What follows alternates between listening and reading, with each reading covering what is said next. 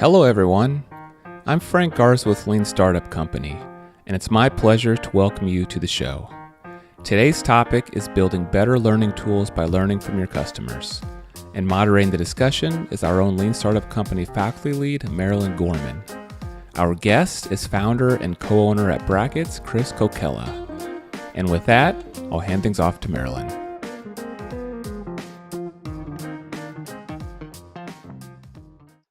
Well, Chris Cochella from Brackitz, it is such a pleasure to speak with you today. And your company is such an interesting and innovative opportunity. I see you working with educators, but I also see you working with budding entrepreneurs and engineers as well. So I know this is not necessarily your formal background. Can you talk a little bit about how you came to create this company, and also how you started to learn about Lean Startup? Which came first, and what was that history looking like? Well, definitely the idea and the germination of Brackitz came before learning Lean Startup, but I've benefited from those skills ever since, and I'll tell a little bit about that. Well, like lots of entrepreneurial stories, it came out of a need, a personal need. And that developed from my experience having started a hands-on science program in my kids' elementary school in a gap period between Brackitz and my prior business, which was a technology company. And I discovered that there wasn't a lot of hands-on science or engineering going on. And then the STEM education movement was rapidly growing. And I went searching for better engineering toys for my then 6-year-old son. And that's really where it started, and some iterations on prototypes. And then, lots of lean startup kind of testing where I would spend time in classrooms and talk to teachers, both teachers I knew well, and of course, teachers I don't know well, so that I get better and better answers, more honest answers, and witness what kids could do. And that informed a lot of what I did on launch, and informed quite a bit of how we grew things and expanded the line and entered other submarkets. And I'm not sure if, well, first of all, sorry, let's define what STEM and STEAM are for those listeners who no, that's fine, who may or may not know what those initials actually stand for. Yes, STEM stands for science, technology, engineering, and math. And since its launch, a lot of people have said, hey, what about creativity? What about art? What about the liberal arts and how that can inform innovation and new ideas? And it most definitely does. And so that's grown into STEAM, S-T-E-A-M, A representing arts. I kind of think about that as creativity. The creative and the imaginative mind, which is really where disruptive things come from, or novel things come from. And well, thank you for that. You also talked about how you spoke to your customers, if you like. You looked at kids, you did ethnographic discovery work, you interviewed teachers, those you knew and those you did not know, and all of that fits so beautifully into the Lean Startup model. Was that intuitive, or was that also based on what you knew about the Lean Startup method? Some of it was intuitive. The scientific method, the idea of posing a hypothesis and collecting evidence to support or deny your hypothesis, was familiar. I have a science background in physical geography and a social science background in economics. And so that part came really easily. The art of doing a discovery interview, I have to say, I am still working hard to do that better. And that did not come easily. I think because as humans, and as professionals, we are expected to have answers, expected to make judgments. But those discovery sessions are nothing about your judgments or imposing any sort of pattern or information.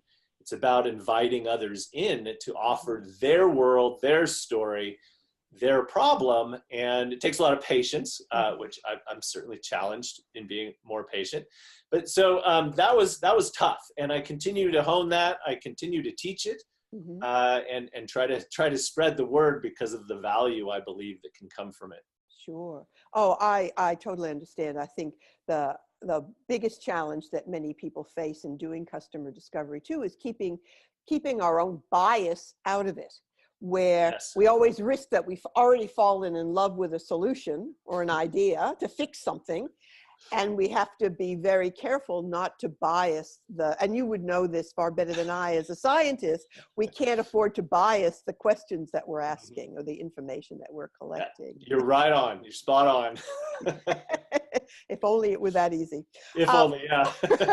So the lean startup approach is built around this idea of build, measure, and learn. And we do that by running experiments and creating change.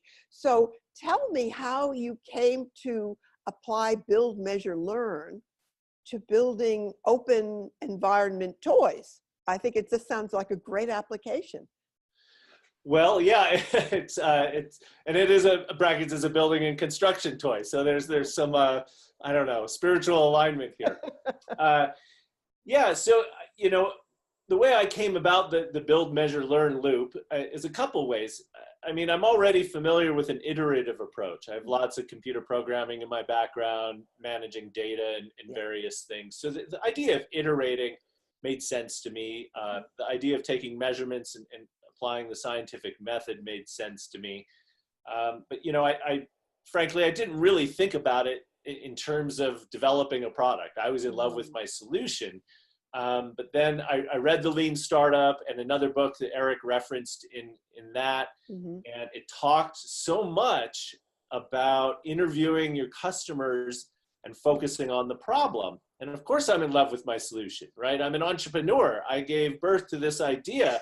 I have to love it or I'm never going to make it.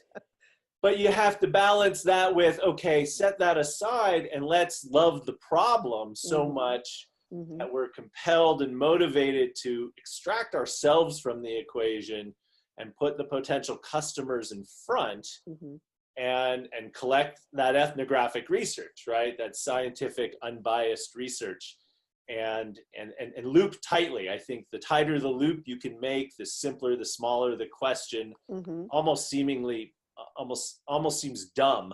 But if you do lots of them and you can do them quickly when they're small, then you really build a solid ramp to what will be a solution that delights customers. Yeah.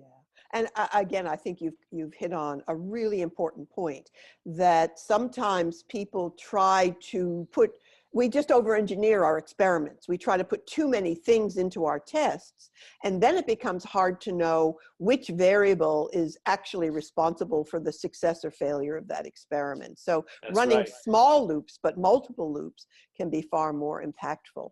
Yeah, and that avoids, the problem of thinking you know the answer when in fact you don't.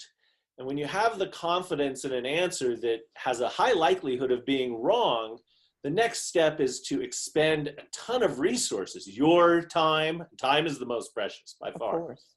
Money, other people's time and money, and you don't get there because, like you said, you had this confusion of variables, and really what you had was a maybe, but you thought it was a yes, and that's dangerous. It is. And I say it that way because I'm trying to say it to myself. Yeah. You know, every time I think I got it, I want to interrogate, my conclusions. So that when I go forward and spend that precious money, or potentially miss the mark and have someone else hit the mark because I missed it, that's uncertainty I want to remove from the equation. Of course. Well, I absolutely want to get to asking you about how you validated some of your ideas. But before we do that, again, sometimes we see innovators who come up with what they consider to be a fantastic idea, but they apply it to every single customer group they can find, multiple segments. And of course, one size fits all is rarely the winning idea. So what was, first of all, the problem that you were trying to solve for when you developed Brackitz and the Brackitz toys? And then once you identified the problem, how did you narrow down initially the customers that you wanted to approach? Yeah, boy, there's lots of those are big questions. Sure. And the problem that I identified early on from an educational context Mm-hmm. was really more hands-on in general. Mm-hmm. And I was focused on science, but then, I honed in on what might be called engineering with Brackitz, so more hands-on engineering. And in a world of digital devices and this issue of raising children with, pocket computers and movies, it's a big challenge, and the trends are concerning. And I wanted to see, how do we get kids off of those to some degree and start playing with their hands? Mm-hmm. I later discovered that spatial play and spatial reasoning is a super strong predictor of degree attainment, math skill development in ages 3 to 4, and all kinds of other STEM related things. Mm-hmm. And so as I then uncovered more about STEM, and that being a national problem, even one that the National Science Foundation called a national security issue. Wow. Because if we don't have that talent within, Mm-hmm. and people come to get schooled here and leave, then we're exporting all of this talent and don't have it. Everything Mm-hmm. from space exploration to cyber attacks and whatever. Mm-hmm. And so then that became kind of a nationwide problem that I was a part of, which is always nice. So I can ride on the coattails of the NSF world. And I went from there looking for people that aligned or had an affinity toward that problem. Mm-hmm. And one could say generally that all teachers are that way. And that gets Mm-hmm. back to your kind of one size fits all in the education realm. Well, it's not all teachers. It's certainly not early on. It's certainly not Mm-hmm. all teachers, right? You need to look for those early adopters. Yeah. When you open your mouth and you say 4 or 5 words, they start nodding. If they start nodding, then you can skip the preamble of convincing them that STEM is a trend, and go into accelerate the conversation. And those are the people that I built relationships with, and in odd ways it informed so much that we did. Some of them became curriculum writers. Some of them informed others that then turned into very large nationwide preschool sales. Mm-hmm. And it's very similar to a selling process, right? Mm-hmm. You're trying to understand the world of the customer, and in so doing, you draw out their desire. Yeah, well, but it also it's true. And then it also sounds like the fact that you were able to get people to engage with you and really almost help to promote the use of the Brackitz products is the validation that you were solving for the right problem. For sure. When people are willing to step up to the plate and grab your arm and walk hand in hand in a we situation, right? A co-creative situation, mm-hmm. and willing to spend more time and not be paid, exactly. They're really doing what they say they believe, right? Yeah. And they wouldn't stick with you if it didn't really hit some mark, right? Mm-hmm. At least a close ring to the bullseye. Yeah, and I love that, because so often novices who to the lean startup approach think this idea of an exchange of value is only about money, and yet more often than not, it's about some other kind of behavior that is a strong demonstration of interest and gives you, as the innovator and entrepreneur, confidence in your product. Absolutely. I think it's stronger evidence than money. Yeah. Money is a transactional state, mm-hmm. and it's a state of relatively low trust if you follow the work of Judith Glaser and conversational intelligence. Yeah. And I think we all wake up and are born with a sense of wanting to care and provide mm-hmm. purpose for us mm-hmm. and those around us. I don't think we would have survived as a species if we hadn't done that. So a monetary exchange to tell me about my product is actually, it's minimizing the potential relationship. And I have this discussion quite a bit about, let's go do a focus group. We'll pay everyone $100 and put them in a room. And I'm like, 2 problems. One, don't pay them, because if you have to pay them, they're just there for the money. Exactly. And they're going to try to get out. Yep. There's 2 dominant people in that room, and they're all going to toe the line, right? Just socially. And you never get those honest, trusting stories to come out. Yeah, absolutely. Yeah. And I know I agree. And of course, the other thing about focus groups is that people don't have any skin in the game. They can say anything they want and walk away with your $100 and probably a donut or two as well. Right. So it's not a strong way of validating. I'd love for you to also share some stories, though, Chris, about what you've actually seen when you've watched kids and teachers interacting with the Brackitz products in the classroom, because I just think it's another great way of really validating through behavior how the impact that your toys can have. They're not really toys. I hesitate to use that word, but I know that's how they're described on your website as open-ended toys, and we like to have fun. Sure. Yeah. So I think, your use of the word of ethnographic research and observation, which is very much a fundamental way that, we've evolved and science is built, and all the wonderful conclusions we've made is so relevant today. Especially in a world where we let computers observe everything. And I don't think they're quite there yet. I'm not sure if they'll ever get there, but we'll leave that to the future. And so the best story I have is sitting in a first grade classroom. I brought Brackitz in. Teacher said, yeah, I'll let them play with it during our normal play and block time. And we let them play, and I stayed way in the back corner. I wanted to be a firsthand observer. The teacher and I didn't talk. She went and worked, and the kids played, and we observed. And two very large sort of conclusions came out of that have sustained over time. And the first one is that I think she made the observation, and she came to me and said, usually the kids don't play together.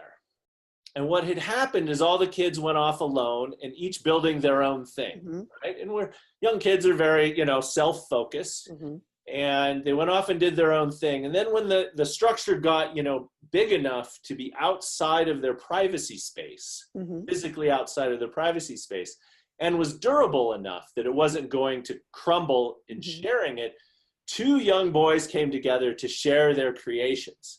One of them was a fire station, and the other one was like a spaceship on Mars.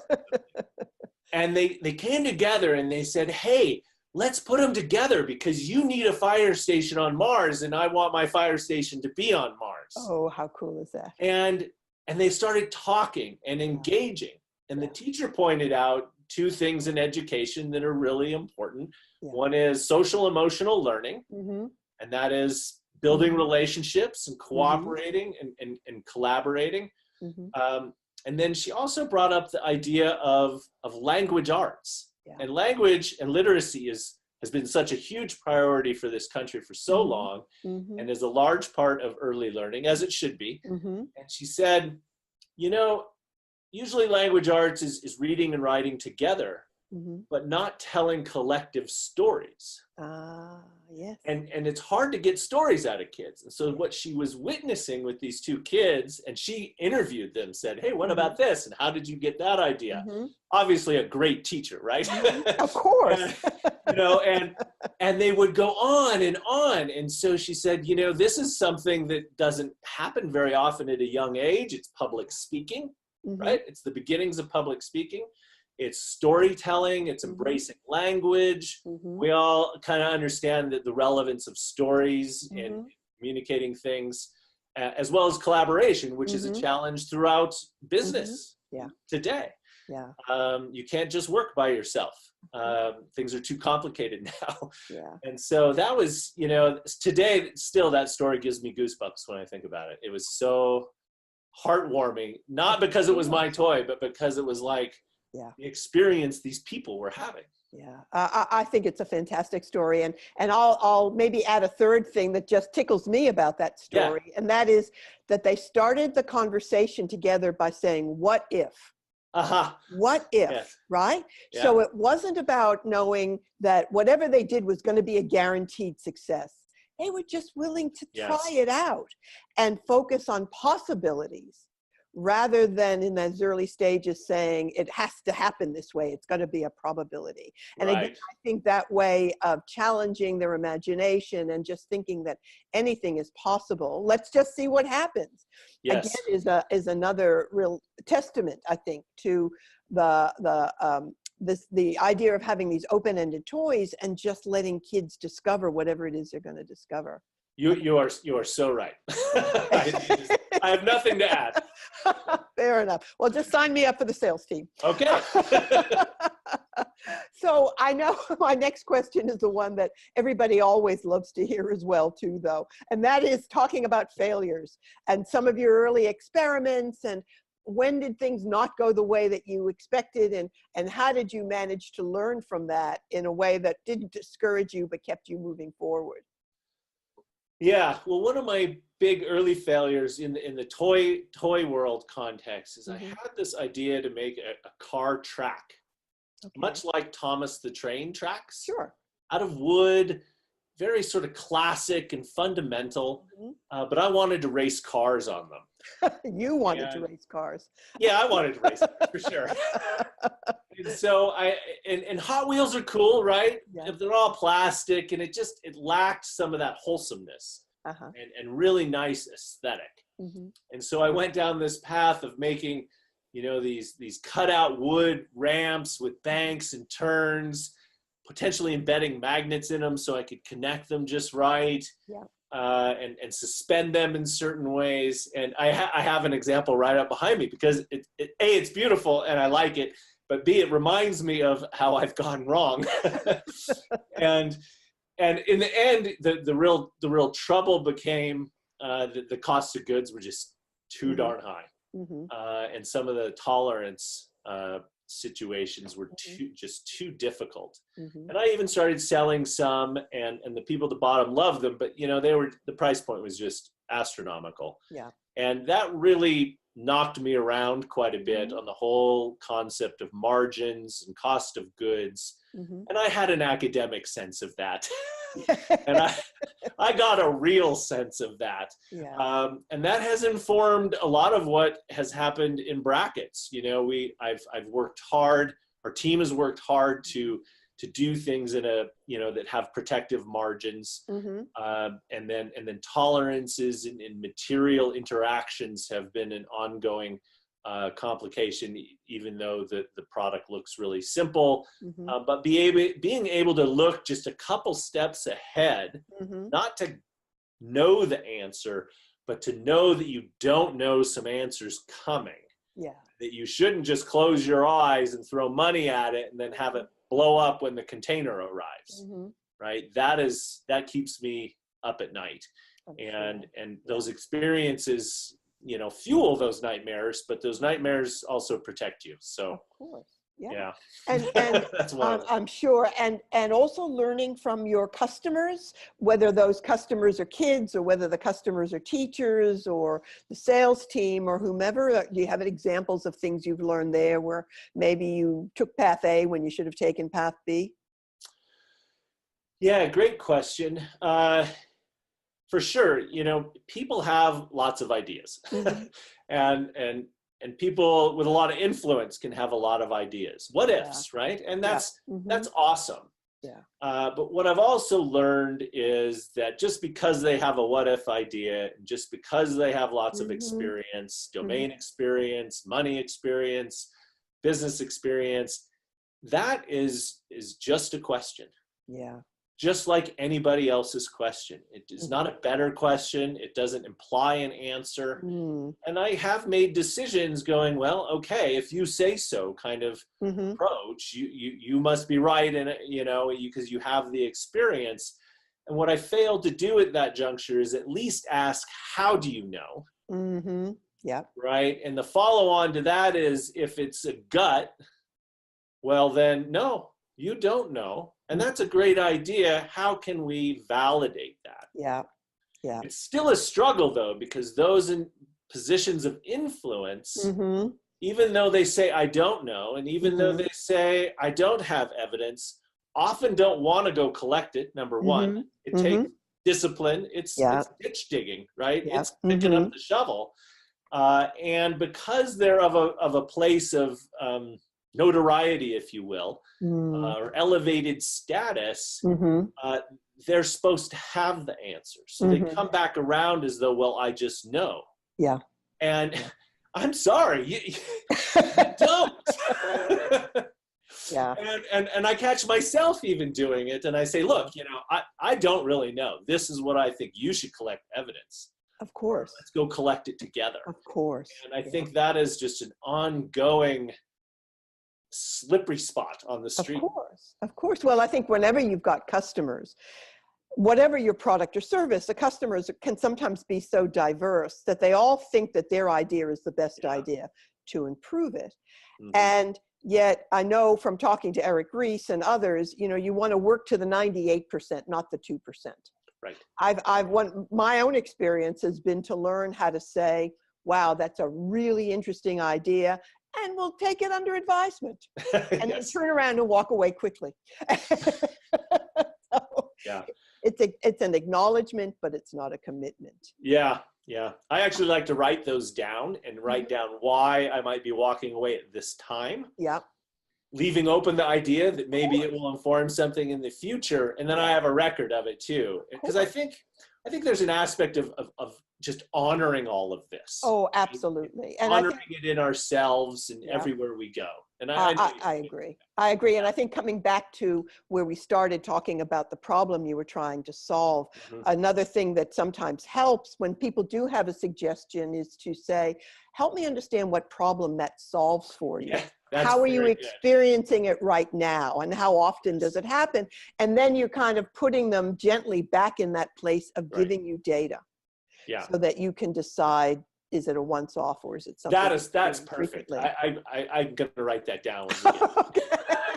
I'm going to watch this. I'm going to watch our thing later. I'm going to remember that one. That was good. That's our exchange of value. Yeah. Okay. So I came out ahead. I'm so glad you feel that way, Chris. Tell me about some of the biggest challenges you face. So now you're running a company and you've got customers, you've got people working with you, for you, whatever. All these people who have a vested interest in the work that Brackitz is doing. What are some of the challenges that you're facing and how are you resolving them? How are you able to kind of keep aligned to a common vision? Yeah, well, that latter part is really important. And I have to admit that I don't think we came to that really early on, establishing a clear vision and a clear purpose and following on, which is kind of the why we get up to do this, why we get jazzed.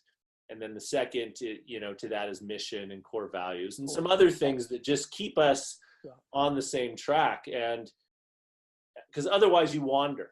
Right? It doesn't bring everyone back onto that path. And it's amazing how much difference that makes. So I wanted to comment on that.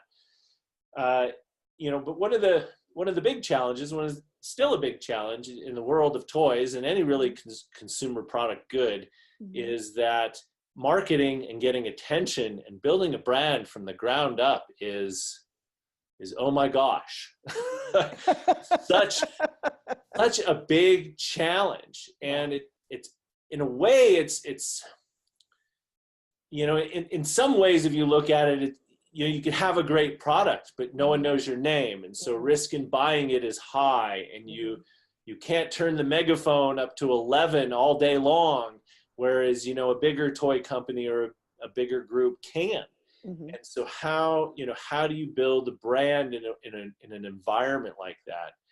And, I think one way to do it, and this is played out kind of well in the education market, is to, and I think Brian Chesky of Airbnb talks about this, is to handcraft that experience with a customer and keep doing that until you know it so well, and then tell that story and then automate that story and build that way. Of course, that's kind of that ramp doesn't look like this, right? That ramp looks a little bit more like that.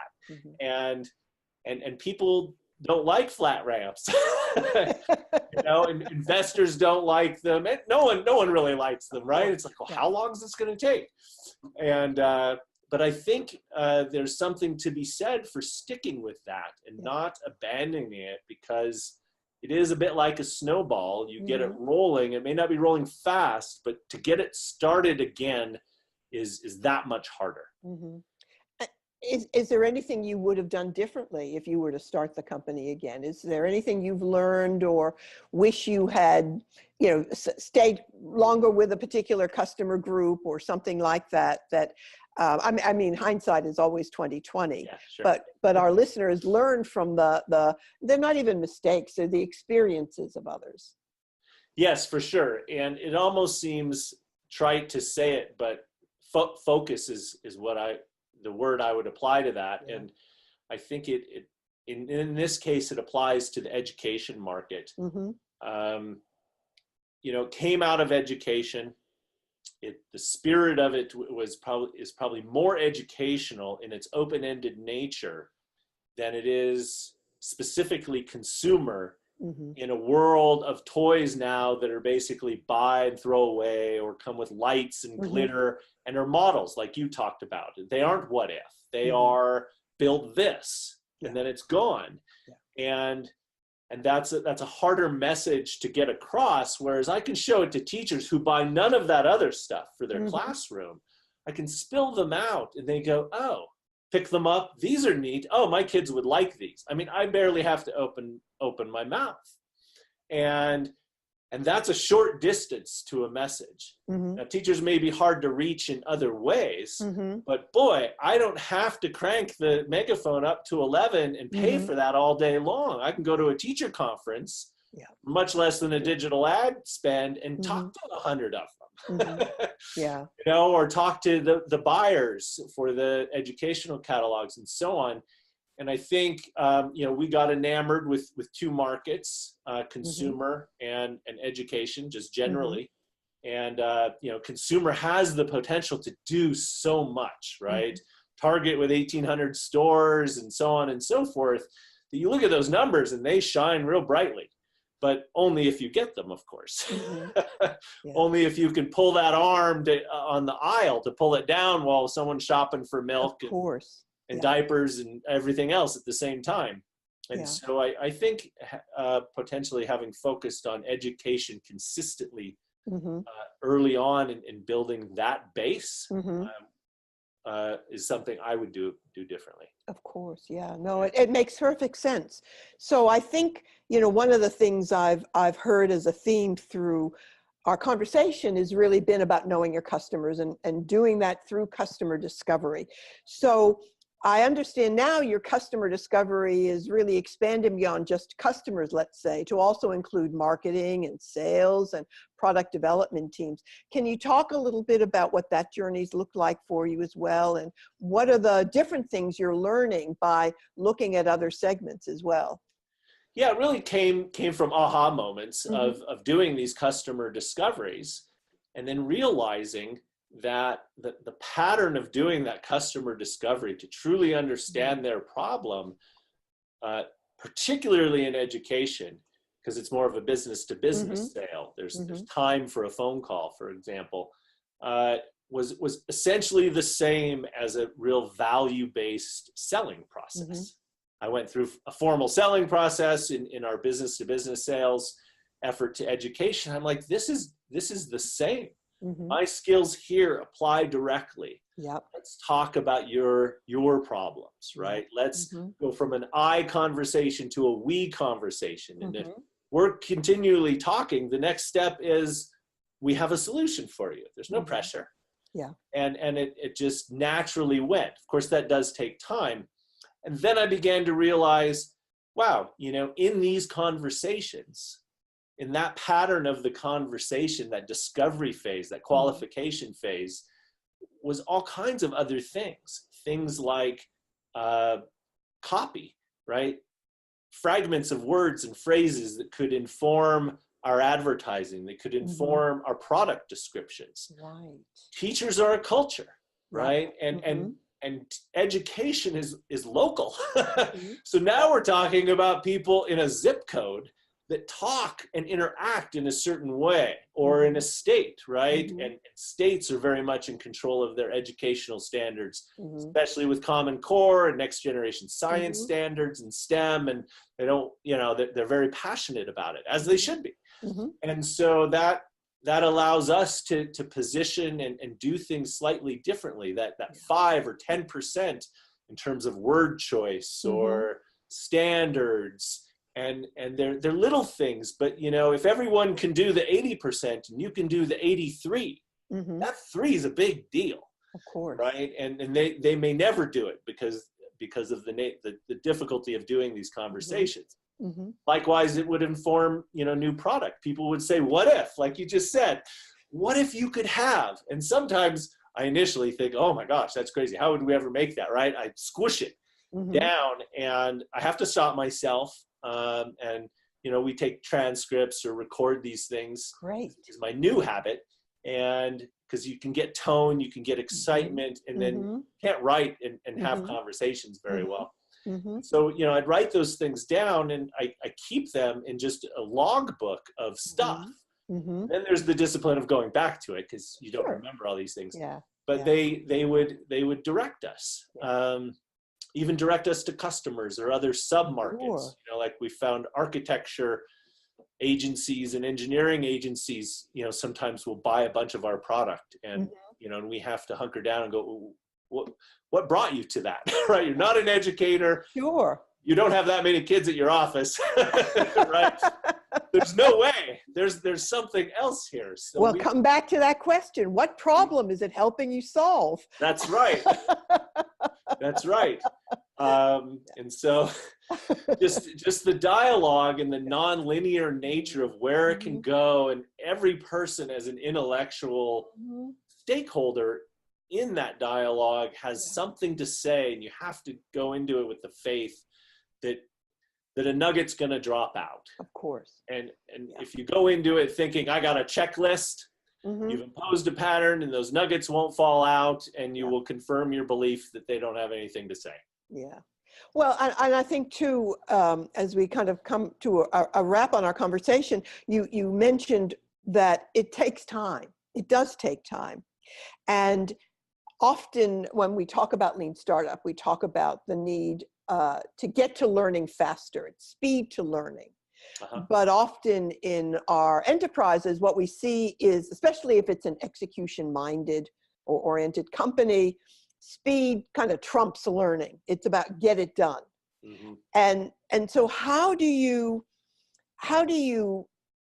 flip that so that you and your team understand that it's almost a go slow to go fast environment? If we don't get these things right early, if we don't do the right discovery, if we don't focus on solving the right problems, we're going to waste time going down rabbit holes that won't deliver for us.